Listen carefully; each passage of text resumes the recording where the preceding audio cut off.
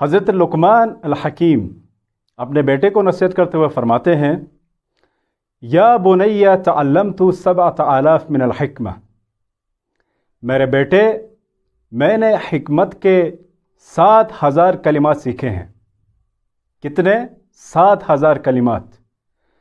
فاحفظ منها 4 ومر معی الی الجنہ، ان میں سے آپ صرف 4 کو یاد رکھو اور میرے ساتھ جنت چلے آؤ۔ دیکھیں لقمان حکیم کے لقب سے معروف ہیں، جیسا کہ خداوند متعال نے فرمایا وَلَقَدْ آتَيْنَا لُقْمَانَ الْحِكْمَةَ، بے شک ہم نے لقمان کو حکمت عطا کی ہے، اسی وجہ سے وہ حکیم کہلاتے ہیں۔ وہ اپنے بیٹے کو کامیابی کے 4 اصول بتاتے ہیں، اور وہ 4 اصول کیا ہیں؟ یہ اصول جو ہیں 2 کتابوں میں مل جائیں گے آپ کو، اگرچہ بہت ساری کتابوں میں ہے لیکن میں نے 2 کتابوں سے لیے ہیں۔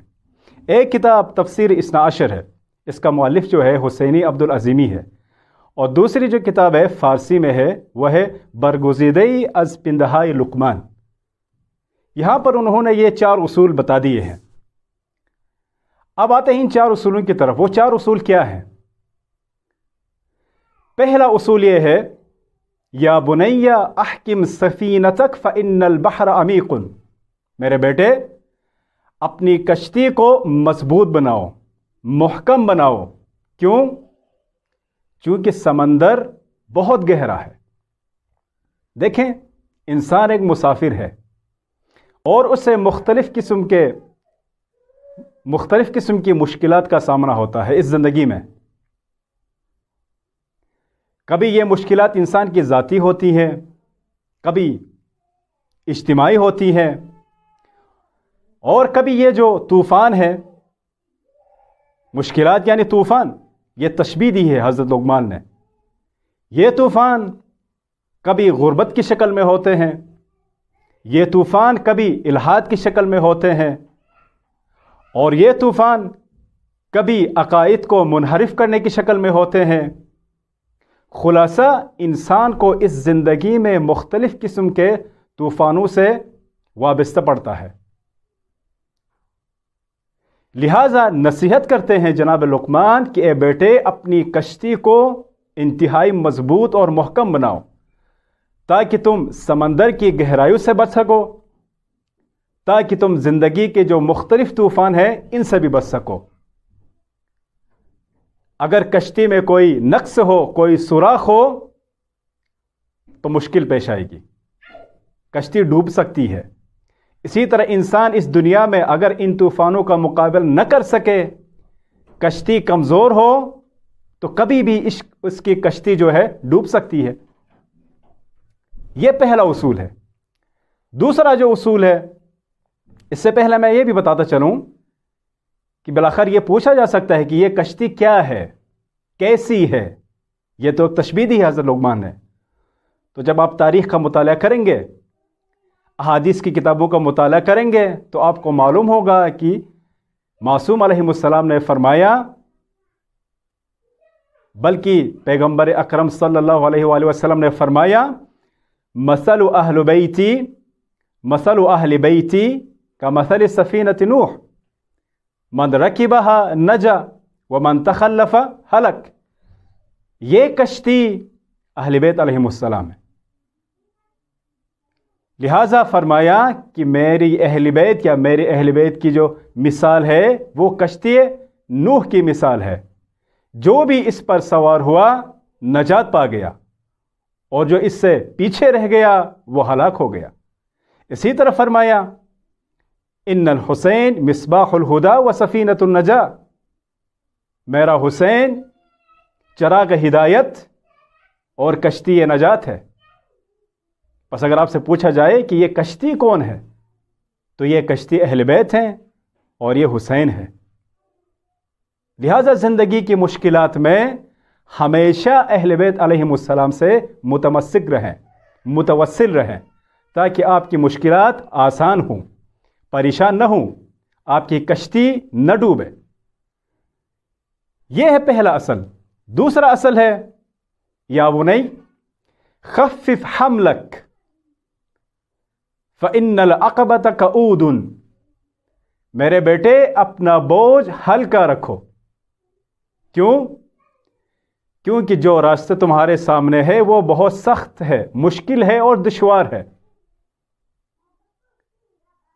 اس مادی دنیا میں بھی دیکھیں، اگر آپ سفر پر ہیں، کہیں جا رہے ہیں، اور آپ کے اوپر آپ کی گنجائش سے زیادہ بوجھ ہے تو آپ کے لیے چلنا مشکل ہو جائے گا، آپ راستے میں گر جائیں گے، اٹھ نہ پائیں گے، یعنی پریشان ہوں گے۔ اسی طرح یہاں پہ جو حمل ہے، اس حمل سے مراد بوجھ ہے، اور یہ بوجھ کوئی مادی بوجھ نہیں ہے کہ جسے کم کیا جائے، بلکہ اس بوجھ سے مراد انسان کے اعمال یعنی برے اعمال کا بوجھ ہے، گناہوں کا بوجھ ہے۔ لہٰذا یہ بوجھ ایک معنوی بوجھ ہے۔ یہی نصیحت کرتے ہیں کہ اپنے گناہوں کا بوجھ ہلکا رکھو، کیونکہ جو سفر ہے آخرت کا، قیامت کا، وہ بہت سخت اور دشوار ہے۔ لہذا انسان کو اپنا بوجھ ہمیشہ ہلکا رکھنا چاہیے، یعنی اپنے برے اعمال کو ہمیشہ کم کرنا چاہیے۔ تیسرا جو اصول ہے، فرماتے ہیں وہ اکثر الذات فإن السفر بعید، اپنے لیے بڑی مقدار میں زاد راہ تیار کرو۔ کیوں؟ کیونکہ سفر بہت لمبا ہے، بہت دور ہے۔ زاد راہ وہی سامان انسان کے لیے، جب کہیں سفر پہ جاتا ہے تو اپنے لیے زاد راہ تیار کرتا ہے تاکہ سفر میں کوئی مشکل پیش نہ آئے، بھوکا نہ رہے، پیاسا نہ رہے، دوسری مشکلات نہ آئے، یعنی پوری پروٹیکشن کے ساتھ جاتا ہے انسان سفر پہ۔ تو یہاں بھی انسان اگر اس دنیا سے دوسری دنیا کے سفر میں نکل جاتا ہے تو اس کے لیے بڑی مقدار میں زاد راہ ہو اس کے ساتھ، وَإِلَّا سفر بہت دور ہے، اس کے علاوہ کوئی بھی مشکل پیش آ سکتی ہے۔ اور ہم سوال کر سکتے ہیں، پوچھ سکتے ہیں، بالآخر یہ زاد کیا ہے، یہ زاد راہ کیا ہے، کس شکل میں ہے؟ تو قرآن آپ کو جواب دے گا، ہمیں جواب دے گا، اور فرمائے گا وَتَزَوَّدُوا فَإِنَّ خَيْرَ الزَّادِ التَّقْوَى، اپنے آپ کو لیس کرو۔ کیا؟ کس چیز سے؟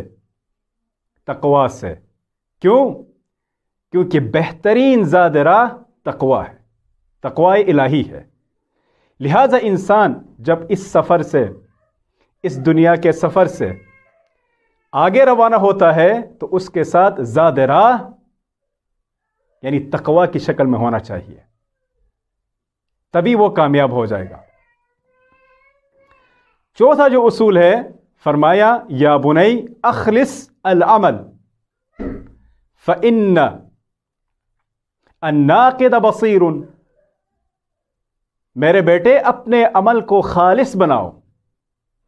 کیوں؟ کیونکہ جو عمل قبول کرنے والا ہے وہ دانا اور حکیم ہے۔ خداوند متعال کبھی گوارا نہیں کرتا، کبھی یہ بات قبول نہیں کرتا کہ اس کے اعمال میں دوسرے شریک ہوں، یعنی ریاکاری کی شکل میں، بناوٹ کی شکل میں، دکھاوے کی شکل میں۔ یہ اعمال خدا کو پسند نہیں ہے۔ جب کسی بھی عمل میں، اچھے عمل میں، چاہے نماز ہو، روزہ ہو، خمس ہو، زکوٰۃ ہو، صدقہ ہو، جس شکل میں بھی ہو، اگر اس میں ریاکاری ہے، بناوٹ ہے، دکھاوا ہے، تصنع ہے، تو یہ عمل کبھی بھی قبول نہیں ہوگا۔ بے شک آپ ساری رات نمازیں پڑھیں، سارا دن روزہ رکھیں، مہینے مہینے روزہ رکھیں، ہزاروں کی شکل میں، ہزاروں کی تعداد میں آپ صدقے نکالیں، لیکن اگر اس میں ریاکاری شامل ہو، دکھاوا شامل ہو، تو یہ ساری چیزیں فضول ہیں۔ اسی لیے فرماتے ہیں اخلص العمل، اپنا عمل خالص للہ بناؤ، اس میں کوئی غیر شریک نہ ہو، یعنی خلوص نیت سے، خلوص دل سے، صرف خدا کی خاطر۔ اگر ایسا کرو گے تو تبھی تمہارا عمل قبول ہو جائے گا۔ لہذا لقمان حکیم نے اپنے بیٹے کو یہ 4 اصول بتا دیے ہیں، اگر کوئی بھی انسان اگر اس پہ عمل کرے گا تو وہ بھی کامیاب ہو جائے گا۔ پس پہلا جو اصول تھا کہ اپنی کشتی کو مضبوط بنانا ہے۔ دوسرا اصول تھا اپنا بوجھ ہلکا رکھنا ہے، گناہوں کا بوجھ۔ تیسرا جو اصول تھا اپنے ساتھ بڑی مقدار میں زاد راہ تیار کرنا ہے۔ اور چوتھا جو اصل ہے کہ اپنے اعمال میں خلوص لانا ہے، ریاکاری نہیں ہونی چاہیے۔